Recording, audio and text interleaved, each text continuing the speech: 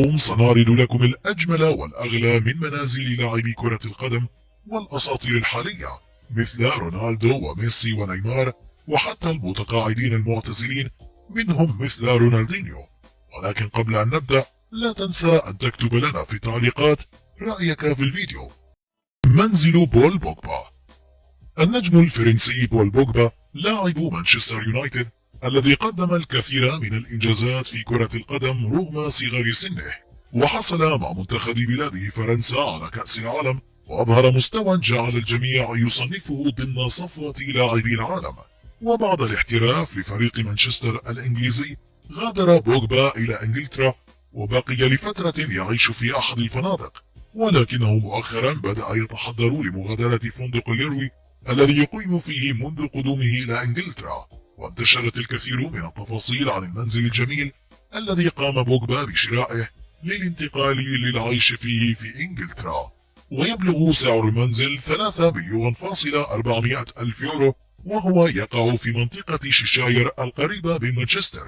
ويبعد المنزل الفاخر 20 دقيقة عن مركز تدريب فريقه مانشستر يونايتد، ويتألف المنزل من 5 غرف، ويضم حوض سباحة داخلي وصالة للألعاب الرياضية، وأيضا جراجا لاحتواء أسطول السيارات التي يمتلكها اللاعب، فضلا عن الطائرة التي يستقلها أثناء السفر لقضاء الإجازات الخاصة. وبالإضافة إلى هذا فالمنزل مزود بملعب لكرة السلة، حيث أن بوجبا من اللاعبين المعروفين بحبهم لممارسة رياضة كرة السلة في أوقات الفراغ. والمعروف أن بول بوجبا يعيش في هذا المنزل برفقة صديقته عارضة الأزياء البوليفية ماريا سالوس. منزل جيمس رودريغيز. خماس دافيد رودريغيز ريبيو، والمعروف بخماس، هو لاعب كرة قدم كولومبي ويلعب في مركز الجناح وصانع الألعاب مع المنتخب الكولومبي، وحظي بالكثير من الفرص للعب لأفضل فرق العالم مثل النادي الملكي ريال مدريد الإسباني، وكذلك الفريق الألماني بايرن ميونخ، ويصنفه الكثير ضمن صفوة لاعبي المنتصف في كرة القدم الحالية. وبعد انتقال اللاعب إلى نادي ريال مدريد الإسباني قرر شراء منزل يعتبر الأفضل بين منازل لاعبي العالم، ويصل سعر المنزل إلى 4 مليون دولار. يقع المنزل في مدينة مدريد العاصمة الإسبانية بالقرب من مقر ناديه الإسباني. يتكون المنزل من طابقين، ويضم 6 غرف رئيسية بها غرف مخصصة للترفيه لعائلته وصالة للألعاب الرياضية، وكذلك متحف صغير يضم كل الجوائز والألقاب التي حصل عليها اللاعب. كما يضم المنزل ملعب كرة قدم صغير للعب بعض المباريات الودية برفقة العائلة والأصدقاء، وأيضا حوض سباحة للاستمتاع. ويعيش جيمس رودريغيز في منزله الفاخر برفقة صديقته دانيلا أوسبينا. منزل كيليان امبابي. هو لاعب كرة قدم فرنسي يلعب في مركز الهجوم مع نادي باريس سان جيرمان في الدوري الفرنسي ومنتخب فرنسا لكرة القدم. يعتبر أحد أفضل اللاعبين في العالم، وهو معروف بدقة الإنهاء والمراوغة والقوة والسرعة العالية، وهو من مواليد عام 1998.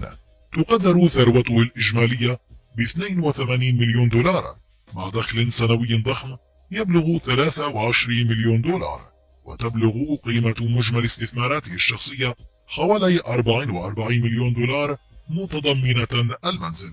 يمتلك اللاعب المحترف كيليان امبابي البالغ من العمر 20 عام العديد من السيارات الفخمة مثل أودي ومرسيدس بنز، ومؤخرا قرر أن يكافئ جهوده بشراء سيارة فيراري جديدة بمبلغ 560 ألف دولار.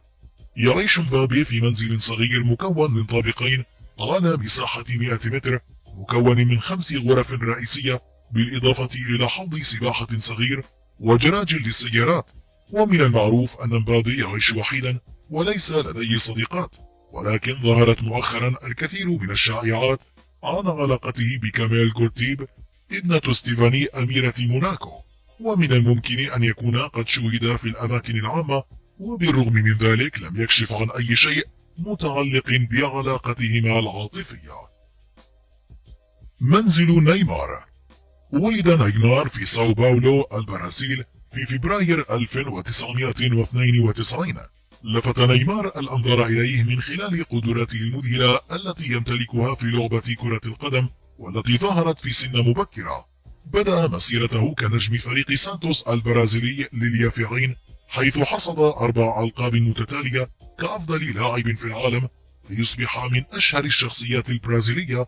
وبعد انتقاله إلى أوروبا للانضمام إلى صفوف برشلونة الإسباني موسم 2013-2014، حيث ساعد نيمار الفريق على تحقيق الألقاب المحلية والعالمية. وفي صيف 2017 أعلن أنه ينوي الرحيل عن برشلونة، وكانت الوجهة النهائية له هي باريس سان جيرمان الفرنسي، والذي ما زال معه.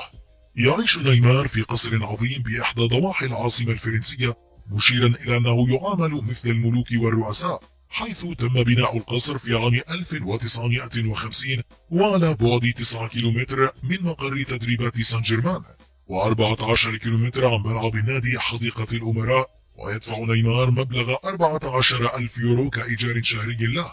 القصر مساحته حوالي 5000 متر مربع من المناطق الخضراء، و1000 متر مربع مساحة المعيشة، موزعة على 5 طوابق بمصعد كهربائي، ومحاط بالعديد من رجال الأمن لحراسته طوال الأسبوع، وعلى مدار 24 ساعة يوميا داخل وخارج القصر، حيث يتم معاملته مثل رؤساء الدول. كما أن المنزل مزود بمكان لهبوط الطائرة المروحية الخاصة باللاعب. والغريب أن نيمار يخصص غرفة في هذا القصر من أجل المقتنيات الثمينة التي يشتريها، فهو من محبي شراء الساعات الفاخرة وكذلك هواتف المحمول الفريدة والذهبية. ويعيش نيمار في هذا المنزل وحيدا بعد انفصاله عن صديقته برونا ماركيزين.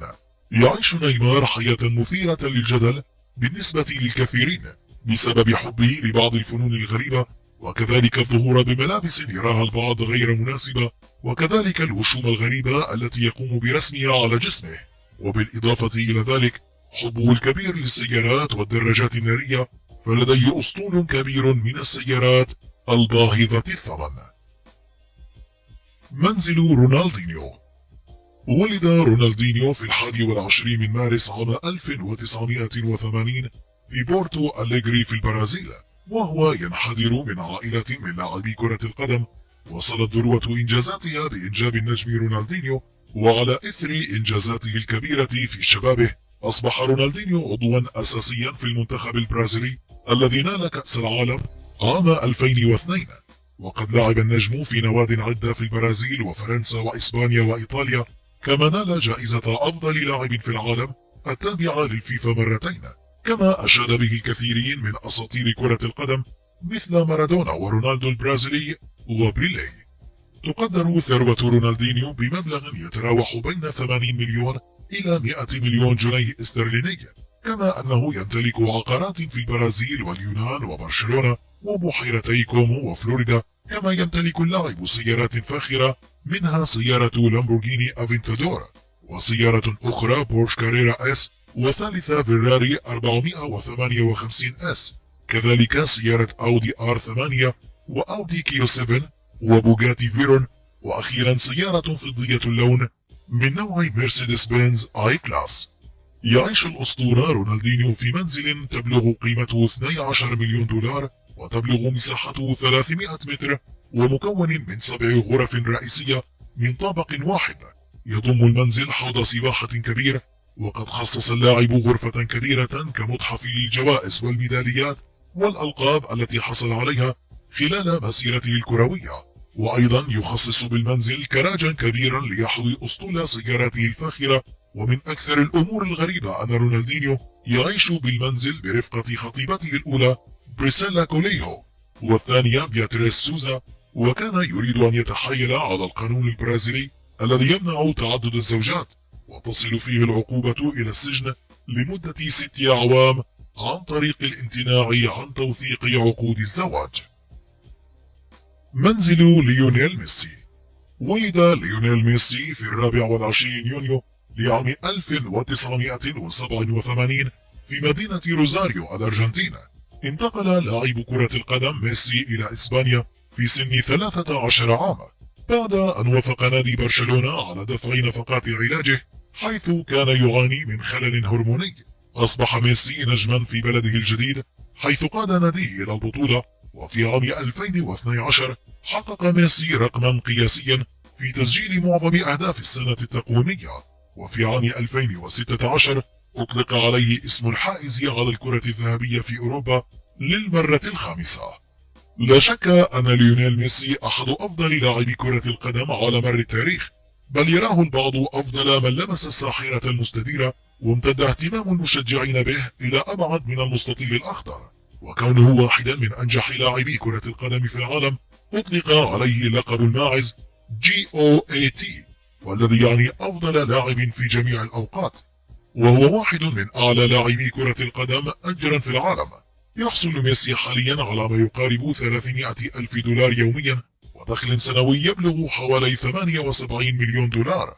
يعيش ميسي في منطقة صغيرة تسمى بليمار في كاستل ديفلز برشلونة. عادة ما تباع المنازل في هذه المنطقة مقابل 4.5 مليون جنيه استرليني، ولكن قد يتخطى السعر أكثر من ذلك بكثير إذ ازدادت به مقومات الراحة والرفاهية. ومنذ ارتقاء المنطقة بفضل لاعبي كرة القدم مثل ليونيل ميسي، أعيد تقييمها وأصبحت واحدة من أفضل الأحياء في كاتالونيا. يقع منزل ميسي على بعد 12 ميل فقط من ملعب كامب نو، ويسهل الوصول إلى سويتات إسبيرتوفا حيث يتدرب هناك. عند الذهاب قليلا إلى داخل المنزل قد يتوقع المرء حقا الكثير من التصميمات والديكور، لكن على العكس تبدو الزخرفة الداخلية بسيطة، ولكنها لا تزال تفي باحتياجات الأسطورة على أي حال. يتميز الجزء الداخلي بتدفق خشبي وجدار فاتح اللون، مع هذا التصميم المتوسط وصالة ألعاب واحتياجات أساسية أخرى، ويتوقع المرء عادة رؤيتها في منزل لاعب كرة قدم محترف. في هذا الصرح أيضا هناك مساحة متوفرة يمكن لأطفاله استخدامها للعب، ومسبح جميل، وكذلك ملعب كرة قدم صغير، حيث يساعد نجم برشلونة في الحفاظ على لياقته. تبلغ تكلفة المنزل 45 مليون دولار، ويعيش ميسي برفقة زوجته أنتولينا روكروز وأبنائه تياغو وماتيو وتشيرو. منزل كريستيانو رونالدو. ولد كريستيانو رونالدو في 5 من فبراير عام 1985 في مدينة فونشال ماديرا البرتغال. دفع نادي مانشستر يونايتد 12 مليون جنيه استرليني من أجل توقيع عقد مع رونالدو في عام 2003، وتعتبر هذه الرسوم رقما قياسي بالنسبة للاعب في هذا السن. في نهائي كأس الاتحاد الإنجليزي لعام 2004 سجل رونالدو أول 3 أهداف لمانشستر يونايتد، وساعدهم في الحصول على البطولة. في عام 2008 حقق رونالدو رقما قياسي في تسجيل الأهداف. في عام 2009 دفع نادي ريال مدريد رقما قياسي وهو 131 مليون دولار من أجل استقدام رونالدو. وأخيرا يلعب الآن لصفوف النادي الإيطالي نادي يوفنتوس. استطاع البرتغالي كريستيانو رونالدو نجم فريق يوفنتوس الإيطالي جني الكثير من الأموال على مدار مسيرته الاحترافية بملاعب كرة القدم طوال السنوات الماضية، مما جعله أول ملياردير بين لاعبي الساحرة المستديرة كافة. ولم يعش رونالدو حياة الترف في طفولته، حيث كان أحد أفراد أسرة فقيرة، مما تسبب في معاناته خلال سنواته الأولى قبل البزوغ وحصد ثمار عمله الشاق نحو الوصول إلى مكانته الحالية في كرة القدم. وبات رونالدو يمتلك مجموعة من المنازل والقصور الفاخرة في مختلف مدن العالم، فضلا عن امتلاكه سلسلة فنادق خاصة بماركته CR7. في صيف 2018 قرر رونالدو خوض تجربة جديدة بقميص يوفنتوس لينهي رحلة استمرت 9 سنوات في مدريد، مما دفعه للبحث عن منزل جديد يليق بملك تورينو الجديد. ووقع اختيار رونالدو على فيلتين متجاورتين، لكن لكل واحد منهما مدخل منفصل وتحيط بهما الحدائق المورقة والنباتات، وقد أعجب بهما اللاعب كثيرا لتشابههما مع مملكته في مدريد.